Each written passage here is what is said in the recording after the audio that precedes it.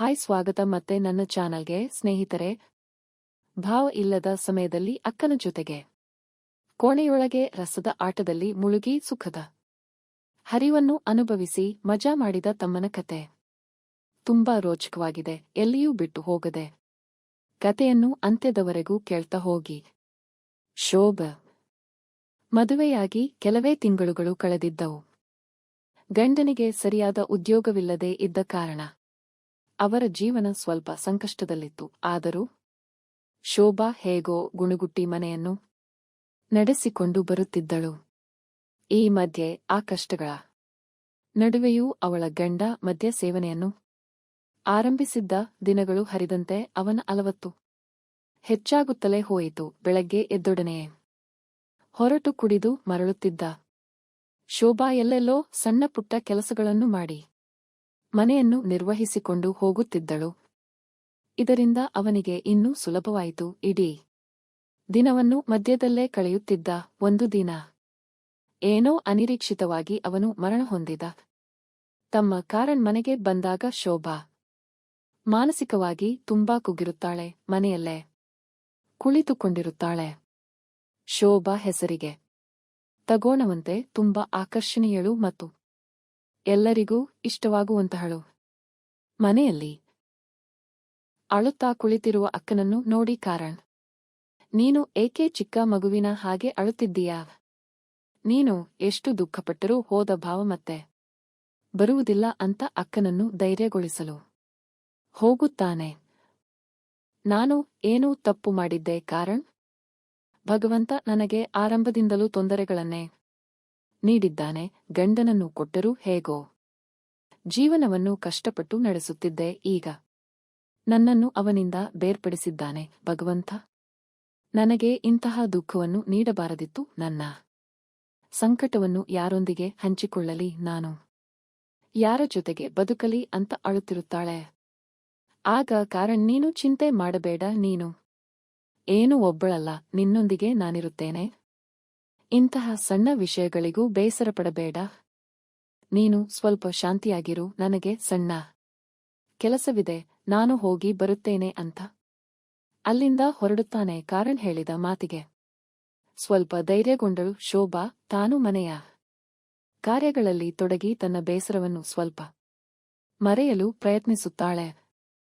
ಹೀಗೆ ಒಂದು ದಿನ ನದಿಯ ದಡದಲ್ಲಿ ಬಟ್ಟೆಗಳನ್ನು ತೊಳೆಯುತ್ತಾ ಕುಳಿತಿರುತ್ತಾಳೆ. ಆಗ ಕಾರಣ್ ಕೈಯಲ್ಲಿ ಒಂದು ಪ್ಲಾಸ್ಟಿಕ್ ಬ್ಯಾಗ್ ಹಿಡಿದುಕೊಂಡು ಆ ಮಾರ್ಗದಲ್ಲೇ ಬರುತ್ತಾನೆ.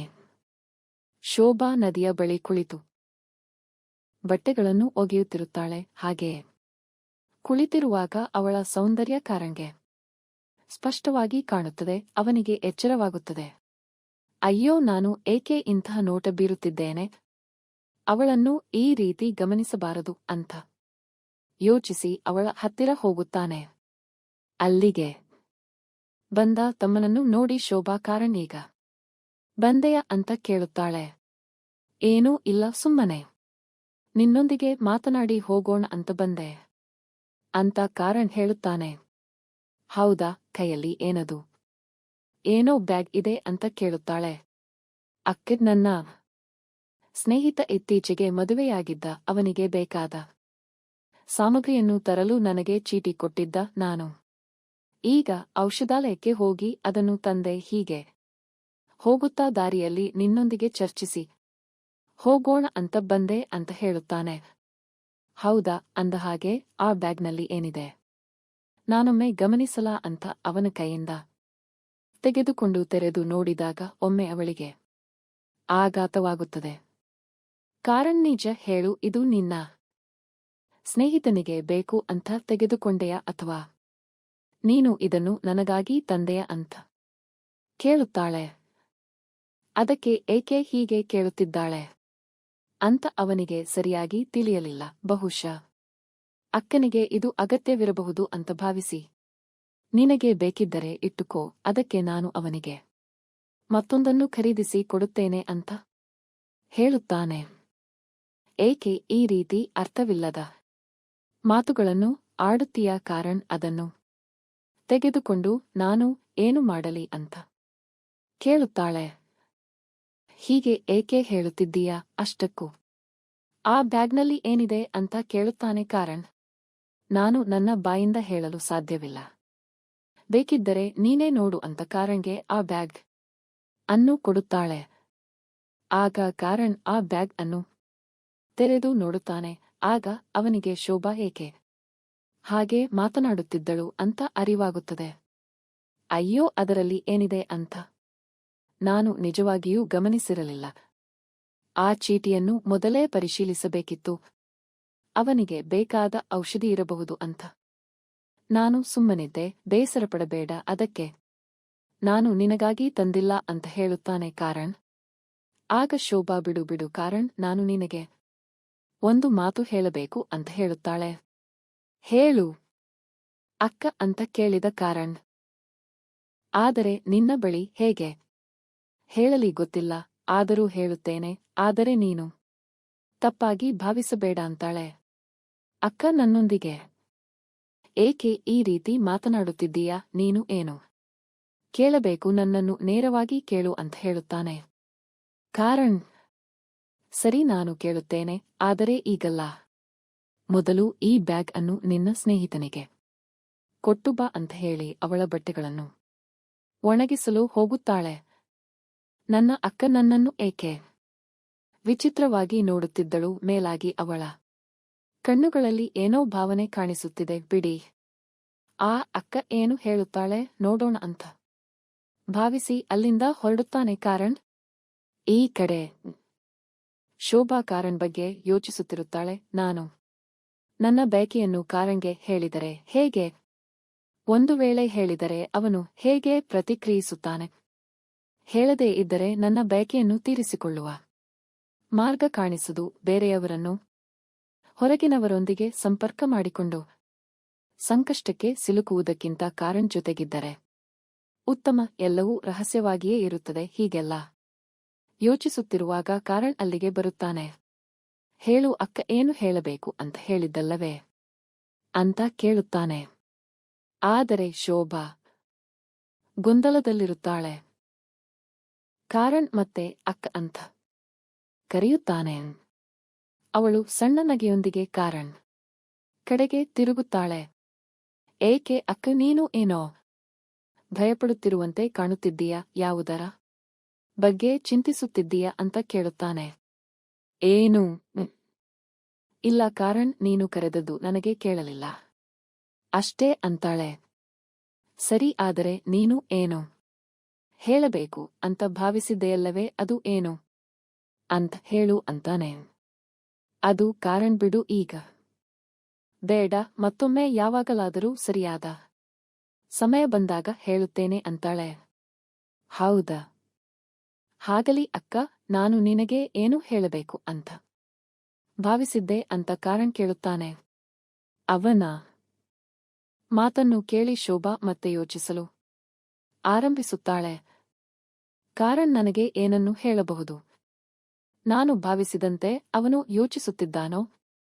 ಅವನಿಗೂ ನನ್ನ ಮೇಲೆ ಆಸಕ್ತಿಯಿದೆಯೋ? ಒಂದು ವೇಳೆ ನನ್ನ ಹಾಗೆಯೇ ಅವನು ಭಾವಿಸಿದರೆ ನನ್ನ ಕಾರ್ಯ ಸುಗಮವಾಗುತ್ತದೆ. ಹೀಗೆಲ್ಲ ಯೋಚಿಸಿ ಏನದು ಕಾರಣ್? ಹೇಳು ಅಂತ ಕೇಳುತ್ತಾಳೆ. ಆಗ ಕಾರಣ್ ಏನೂ ಇಲ್ಲ ಭಾವ, ಹೋಗಿ ಕೆಲವು ಸಮಯವೇ ಆಯಿತು. ನಿನ್ನನ್ನು ಒಬ್ಬಳನ್ನೇ ನೋಡಿದಾಗ ನನಗೆ ತುಂಬಾ ಬೇಸರವಾಗುತ್ತದೆ. ನಿನಗೆ ಏನಾದರೂ ನೆರವು ಮಾಡಬೇಕು ಅಂತ ನನಗೆ ಯಾವಾಗಲೂ ಅನಿಸುತ್ತಿರುತ್ತದೆ. ನೀನು ಅಂದರೆ ನನಗೆ ತುಂಬಾ ಪ್ರೀತಿ. ಜೀವನ ಪೂರ್ತಿ ನಿನ್ನ ಜೊತೆಗಿರಬೇಕು ಅಂತ ಅನಿಸುತ್ತದೆ ಅಂತಾನೆ. ಅವನ ಮಾತನ್ನು ಕೇಳುತ್ತಿರುವಾಗ ಶೋಭಾಗೆ ಒಳಗಿನಿಂದಲೇ ಖುಷಿಯ ಭಾವನೆಯಾಗುತ್ತದೆ. ಬಹುಶಃ ಕಾರಣ್ ಕೂಡ ನನ್ನ ಹಾಗೆಯೇ ಯೋಚಿಸಿರಬೇಕು ಅಂತ ಭಾವಿಸುತ್ತಾಳೆ. ಅವನನ್ನು ಒಮ್ಮೆ ಗಟ್ಟಿಯಾಗಿ ಅಪ್ಪಿಕೊಂಡು ನಿಲ್ಲಬೇಕು ಅಂತ ಅನಿಸುತ್ತದೆ. ಯಾವುದಕ್ಕೂ ಅವನ ಮಾತನ್ನು ಪೂರ್ತಿ ಕೇಳೋಣ ಅಂತ ಸುಮ್ಮನಿರುತ್ತಾಳೆ. ಕಾರಣ್ ಮತ್ತೆ ಮಾತನ್ನು ಮುಂದುವರಿಸುತ್ತಾನೆ. ಅದಕ್ಕಾಗಿ ಹೇಗಾದರೂ ನಿನ್ನ ಈ ಬೇಸರವನ್ನು ದೂರ ಮಾಡಲು ನಾನು ಒಂದು ತೀರ್ಮಾನವನ್ನು ತೆಗೆದುಕೊಂಡಿದ್ದೇನೆ ಅಂತಾನೆ. ಸರಿ, ಅದು ಏನು ತೀರ್ಮಾನ ಹೇಳು ನನಗೆ ಅಂತ ಆಸಕ್ತಿಯೊಂದಿಗೆ ಕೇಳುತ್ತಾಳೆ ಶೋಭಾ. ನಿನಗಾಗಿ ನಾನು ನಗರದಲ್ಲಿ ಒಂದು ಉತ್ತಮ ಉದ್ಯೋಗವನ್ನು ನೋಡಿದ್ದೇನೆ. ಬೆಳಗ್ಗೆ 9 ಗಂಟೆಗೆ ಹೋಗಿ ಸಂಜೆ 5 ಗಂಟೆಗೆ ಮರಳಬಹುದು. ತಿಂಗಳಿಗೆ 1,00,000 ರೂಪಾಯಿ ಸಂಬಳ ಕೊಡುತ್ತಾರೆ. ಅದು ಮಾತ್ರವಲ್ಲ, ನಮಗೆ ಹೊಸ ಸ್ಥಳವಾಗಿರುವುದರಿಂದ ನಿನಗೆ ಹೊಸ ಜೀವನ ಸಿಗುತ್ತದೆ. ಅಲ್ಲಿ ನಿನಗೆ ಚೆನ್ನಾಗಿ ಸಮಯ ಕಳೆಯಬಹುದು. ಅಷ್ಟೇ ಅಲ್ಲ, ಬರುವ ಸಂಬಳದಿಂದ ಜೀವನಕ್ಕೆ ಸ್ವಲ್ಪ ಬೆಂಬಲವಾಗುತ್ತದೆ. ನೀನೂ ಕೂಡ ಹಳೆಯದನ್ನು ಮರೆತು ಸ್ವಲ್ಪ ಶಾಂತಿಯಾಗಿ ಬದುಕಬಹುದು ಅಂತ ಕಾರಣ್ ಹೇಳುತ್ತಾನೆ. ಆ ಮಾತನ್ನು ಕೇಳಿ ಶೋಭಾಗೆ ಸ್ವಲ್ಪ ಬೇಸರವಾಗುತ್ತದೆ. ಇನ್ನೇನನ್ನು ಹೇಳುತ್ತಾನೆ ಅಂತ ಭಾವಿಸಿದರೆ ಇವನು ಹೇಳುತ್ತಿರುವುದು ಬೇರೆಯೇ. ಅವನು ಕೂಡ ನನ್ನ ಹಾಗೆ ಭಾವಿಸಿದ್ದಾನೆ ಅಂತ ನಾನು ಭಾವಿಸಿದ್ದೆ. ಆದರೆ ಇವನು ನನಗೆ ಸಂಪೂರ್ಣ ನಿರಾಶೆಯನ್ನು ನೀಡಿದ ಅಂತ ಯೋಚಿಸುತ್ತಾ ಶೋಭಾ, ನಾನು ಹೇಳಿದ್ದು ಸರಿಯೇ ಕಾರಣ್, ಆದರೆ ನನಗೆ ನಗರಕ್ಕೆ ಹೋಗುವ ಇಚ್ಛೆಯಿಲ್ಲ ಅಂತಾಳೆ. ಆಗ ಕಾರಣ್, ನೀನು ಹಾಗೆ ಹೇಳಿದರೆ ಹೇಗೆ? ಅಕ್ಕಗೆ ನೀನು ಪ್ರತಿದಿನ ಮನೆಯಲ್ಲಿ ಕುಳಿತು ಬೇಸರಪಡುತ್ತಿರುವುದನ್ನು ನೋಡಲಾರೆ ಅಂತ ಭಾವಿಸಿದ್ದೀಯಾ? ನಿನ್ನ ಬೇಸರವನ್ನು ಸ್ವಲ್ಪವಾದರೂ ಕಡಿಮೆ ಮಾಡೋಣ ಅಂತ ನಾನು ಅದಕ್ಕಾಗಿ ಶ್ರಮಿಸುತ್ತಿದ್ದೇನೆ ಅಂತ ಹೇಳುತ್ತಾನೆ. ನಿನ್ನ ಭಾವ ಹೋದದ್ದಕ್ಕೆ ಮಾತ್ರ ನಾನು ಬೇಸರಪಡುತ್ತಿಲ್ಲ. ನನ್ನ ಸಂಕಟಕ್ಕೆ ಇನ್ನೊಂದು ಕಾರಣವಿದೆ. ಅದನ್ನು ನಿನಗೆ ಹೇಳಿದರೆ ನಿನಗೆ ತಿಳಿಯದು ಅಂತಾಳೆ ಶೋಭಾ. ಅದು ಏನು ಅಕ್ಕ ಅಂತ ಕೇಳುತ್ತಾನೆ ಕಾರಣ್. ಬಿಡು ಬಿಡು, ಅದನ್ನು ನಿನಗೆ ಹೇಳಿದರೂ ತಿಳಿಯದು ಅಂದರೆ ಏನೂ ತಿಳಿಯುವುದು? ಅಕ್ಕ ನೀನು ಹೇಳಿದರೆ ಮಾತ್ರ ತಿಳಿಯುತ್ತದೋ ಇಲ್ಲವೋ ಅಂತ ಗೊತ್ತಾಗುತ್ತದೆ. ನೀನು ಹೇಳು, ನಾನು ತಿಳಿದುಕೊಳ್ಳಲು ಶ್ರಮಿಸುತ್ತೇನೆ. ನನ್ನಿಂದ ನಿಶ್ಚಿತವಾಗಿ ನೆರವು ಮಾಡುತ್ತೇನೆ ಅಂತ ಹೇಳುತ್ತಾನೆ.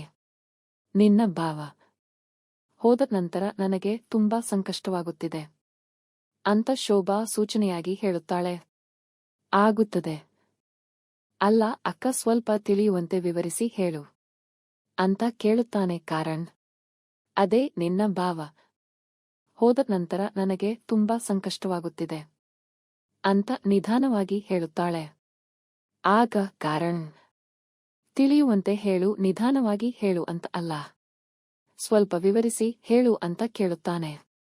ಅದೇ ಹೇಳಿದ್ದಲ್ಲ ಕಾರಣ್, ನಿನಗೆ ಹೇಳಿದರೂ ತಿಳಿಯುವುದಿಲ್ಲ. ಬಿಡು, ಈಗ ಅದನ್ನು ಬಿಟ್ಟು ಬಿಡು ಅಂತ ಹೇಳುತ್ತಾಳೆ ನಕಲಿ ಕೋಪದಿಂದ. ನನಗೆ ಗೊತ್ತಾಯಿತು ಅಕ್ಕಗೆ, ನನ್ನ ಭಾವ ಹೋದ ನಂತರ ನಿನಗೆ ತುಂಬಾ ಸಂಕಷ್ಟವಾಗುತ್ತಿದೆ ಅಂತ. ಅದೇ ಯಾವ ಸಂಕಷ್ಟ ಅಂತ ನೀನು ಹೇಳುತ್ತಿಲ್ಲ ಅಂತ ಹೇಳುತ್ತಾನೆ. ಅಯ್ಯೋ, ಒಬ್ಬ ಹೆಣ್ಣುಮಗಳು ಇದಕ್ಕಿಂತ ಹೆಚ್ಚು ವಿವರಿಸಿ ಹೇಳಲು ಸಾಧ್ಯವಿಲ್ಲ. ಎಲ್ಲರೂ ತಿಳಿದುಕೊಳ್ಳುತ್ತಾರೆ, ನಿನಗೆ ಏನೂ ತಿಳಿಯುತ್ತಿಲ್ಲ ಅಂತಾಳೆ. ನೀನು ಹೇಳುತ್ತಿರುವುದನ್ನು ಸ್ವಲ್ಪ ಸ್ಪಷ್ಟವಾಗಿ ಹೇಳಿದರೆ ಯಾರಿಗಾದರೂ ತಿಳಿಯುತ್ತದೆ. ಈ ರೀತಿ ಗೊಂದಲದಲ್ಲಿ ಹೇಳಿದರೆ ಯಾರಿಗೆ ಅರಿವಾಗುತ್ತದೆ? ಈಗ ನಿನ್ನ ಮನಸ್ಸಿನಲ್ಲಿ ಏನಿದೆ ಅಂತ ನನಗೆ ತಿಳಿಯಬೇಕು. ಸರಿ, ನಿನಗೆ ಹೇಗಾದರೂ ತಿಳಿಯುವುದಿಲ್ಲ. ನಾನು ನಿನಗೆ ಒಂದು ಕಾರ್ಯ ಹೇಳಿದರೆ ಅದನ್ನು ಮಾಡುತ್ತೀಯಾ ಅಂತ ಕೇಳುತ್ತಾಳೆ. ಹೌದು, ಮಾಡುತ್ತೇನೆ. ಅದನ್ನು ಸ್ವಲ್ಪ ಸ್ಪಷ್ಟವಾಗಿ ಹೇಳು ಅಂತ ನಗುತ್ತಾನೆ ಕಾರಣ್. ಹಾಗಿದ್ದರೆ ಇಂದು ರಾತ್ರಿ 9 ಗಂಟೆಗೆ ಸಣ್ಣ ಮಲ್ಲಿಗೆ ಹೂವನ್ನು ತೆಗೆದುಕೊಂಡು ನನ್ನ ಮನೆಗೆ ಬಾ. ಎಲ್ಲಾ ಮಾಹಿತಿ ನಿನಗೆ ತಿಳಿಯುತ್ತದೆ ಅಂತಾಳೆ ಶೋಭಾ. ಆಯಿತು, ನೀನು ಹೇಳಿದಂತೆ ನಾನು ಇಂದು ರಾತ್ರಿ ಮಲ್ಲಿಗೆ ಹೂ ತೆಗೆದುಕೊಂಡು ಬರುತ್ತೇನೆ ಅಂತ ಕಾರಣ್ ಹೊರಡುತ್ತಾನೆ. ಆಗ ಶೋಭಾ ಮನಸ್ಸಿನಲ್ಲಿ ಭಾವಿಸುತ್ತಾಳೆ, ಇವನ ವಯಸ್ಸಿನ ಯುವಕರು ಎಷ್ಟು ವೇಗವಾಗಿರುತ್ತಾರೆ, ಇವನು ಏಕೆ ಇಷ್ಟು ನಿಧಾನವಾಗಿದ್ದಾನೆ ಅಂತ. ರಾತ್ರಿ 9 ಗಂಟೆಯಾಗುತ್ತದೆ. ಕಾರಣ್ ಮಲ್ಲಿಗೆ ಹೂ ಜೊತೆ ಮನೆಗೆ ಬರುತ್ತಾನೆ. ಶೋಭಾ ಸ್ನಾನ ಮಾಡಿ ಚೆನ್ನಾಗಿ ಜಾಸ್ಮಿನ್ ಪರಿಮಳ ಹಚ್ಚಿಕೊಂಡು ತಲೆಗೆ ಸಾಂಬ್ರಾಣಿ ಹಾಕಿಕೊಂಡು ಸಿದ್ಧಳಾಗುತ್ತಾಳೆ. ಕೈಯಲ್ಲಿ ಮಲ್ಲಿಗೆ ಹೂವನ್ನು ಇಟ್ಟುಕೊಂಡು ಮನೆಯ ಒಳಗೆ ಬರುತ್ತಾನೆ ಕಾರಣ್. ಬರುವಾಗ ಶೋಭಾ ಹಚ್ಚಿಕೊಂಡ ಪರಿಮಳ ಚೆನ್ನಾಗಿ ಬೀಸುತ್ತಿರುತ್ತದೆ. ಕಾರಣ್ ಶೋಭಾಳ ಕೋಣೆಗೆ ಬರುತ್ತಾನೆ. ಅವನನ್ನು ನೋಡಿ, ಶೋಭಾ ಬಂದೆಯಾ? ಕಾರಣ್, ನಾನು ನಿನಗಾಗಿ ಕಾಯುತ್ತಿದ್ದೆ. ನಿನಗೆ ಮಲ್ಲಿಗೆ ಹೂ ತರಲು ಹೇಳಿದ್ದಲ್ಲ, ತಂದಿದ್ದೀಯಾ? ಹೌದಕ್ಕೆ ತಂದಿದ್ದೇನೆ, ಯಾವತ್ತಾದರೂ ನೀನು ಹೇಳಿದ್ದನ್ನು ನಾನು ತರದೇ ಇದ್ದಿದ್ದುಂಟೆ, ತೆಗೆದುಕೋ ಅಂತ ಕೊಡುತ್ತಾನೆ. ಅವನ ಕೈಯಿಂದ ಹೂವನ್ನು ತೆಗೆದುಕೊಂಡು ತಲೆಗೆ ಹಾಕಿಕೊಳ್ಳಲು ನೋಡುತ್ತಾಳೆ. ಆದರೆ ಸರಿಯಾಗಿ ಆಗುವುದಿಲ್ಲ. ಆಗ ಕಾರಣ್ಣನ್ನು ಕರೆದು, ಕಾರಣ್, ಈ ಮಲ್ಲಿಗೆ ಹೂವನ್ನು ಸ್ವಲ್ಪ ನನಗೆ ಹಾಕುತ್ತೀಯಾ ಅಂತ ಕೇಳುತ್ತಾಳೆ. ಸರಿ ಅಕ್ಕ ಅಂತ ಅವಳ ಕೈಯಿಂದ ಹೂವನ್ನು ತೆಗೆದುಕೊಂಡು ಅವಳಿಗೆ ಹಾಕುತ್ತಾನೆ. ಇದೆಲ್ಲ ಚೆನ್ನಾಗಿ ಕಾಣುತ್ತದೆ, ಆದರೆ ನಿನ್ನ ಮನಸ್ಸಿನಲ್ಲಿ ಏನಿದೆ ಅಂತ ಹೇಳಲೆ ಇಲ್ಲವಲ್ಲ ಅಂತ ಕೇಳುತ್ತಾಳೆ. ಏನು ಕಾರಣ್, ನಿನಗೆ ಇನ್ನೂ ತಿಳಿಯಲಿಲ್ಲವೇ, ತಿಳಿಯುತ್ತಿಲ್ಲವೋ ಅಂತ ಕೇಳುತ್ತಾಳೆ. ನೀನು ನನಗೆ ಹೇಳಿದ್ದೀಯ ನನಗೆ ತಿಳಿಯುವಂತೆ ಅಂತ ತುಂಬಾ ಗೊಂದಲದಲ್ಲಿ ಕೇಳುತ್ತಾನೆ. ಅಯ್ಯೋ ಕಾರಣ್, ನಿನಗೆ ಇಷ್ಟು ತಿಳಿಯಲಿಲ್ಲವೇ, ಒಬ್ಬ ಹುಡುಗಿಯ ತಲೆಗೆ ಯಾರು ಮಲ್ಲಿಗೆ ಹೂ ಹಾಕುತ್ತಾರೆ ಅಂತ ಕೇಳುತ್ತಾಳೆ.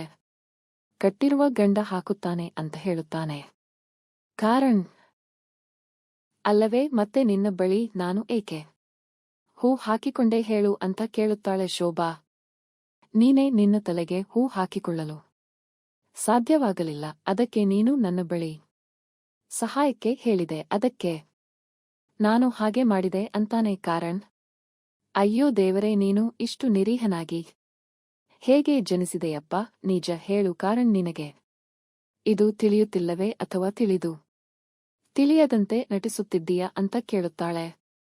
ಅಯ್ಯೋ ಪ್ರಾಮಿಸ್ ಅಕ್ಕ, ನನಗೆ ನಿಜವಾಗಿಯೂ ತಿಳಿಯುತ್ತಿಲ್ಲ ಅಂತ ಹೇಳುತ್ತಾನೆ ಕಾರಣ್.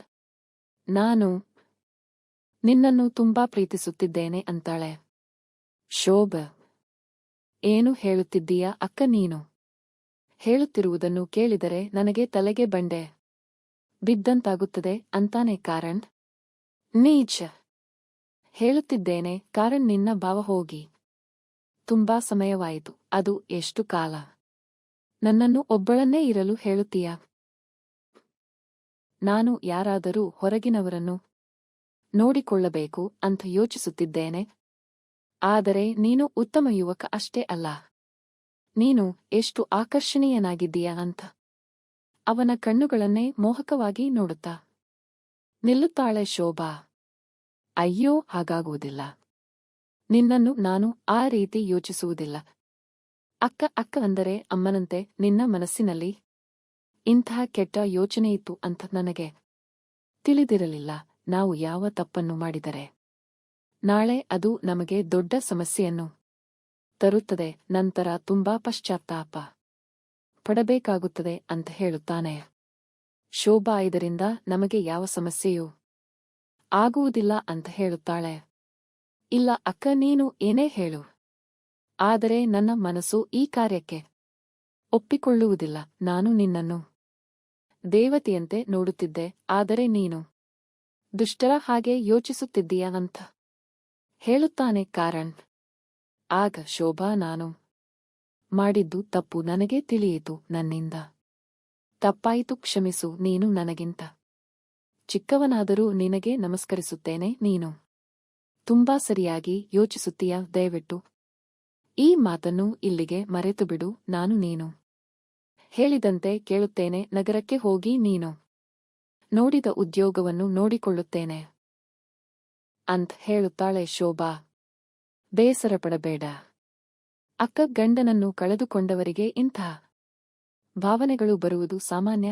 ಆದರೆ ಅದನ್ನು ಸ್ವಲ್ಪ ನಿಯಂತ್ರಿಸಿಕೊಂಡು ಚೆನ್ನಾಗಿ ಬದುಕುವುದು ಮುಖ್ಯ. ನಮ್ಮ ಮನಸ್ಸು ಹೇಳಿದ್ದಕ್ಕೆಲ್ಲ ನಾವು ಯೋಚಿಸದೆ ನಡೆದರೆ ಮುಂದೆ ನಮ್ಮ ಸಂಕಷ್ಟಗಳನ್ನು ನಾವೇ ನಮ್ಮ ಮೇಲೆ ತಂದುಕೊಳ್ಳುವಂತಾಗುತ್ತದೆ ಅಂತಾನೆ. ಸೋ ಕತೆ ಇಲ್ಲಿಗೆ ಮುಗಿಯುತ್ತದೆ. ಕತೆ ಇಷ್ಟವಾಯಿತೆ? ಲೈಕ್, ಶೇರ್, ಕಮೆಂಟ್ ಮಾಡೋದನ್ನು ಬಿಡಬೇಡಿ. ಇಂಥ ಇನ್ನಷ್ಟು ರೋಚಕ ಕತೆಗಳಿಗಾಗಿ ನನ್ನ ಚಾನಲ್ ಅನ್ನು ಸಬ್ಸ್ಕ್ರೈಬ್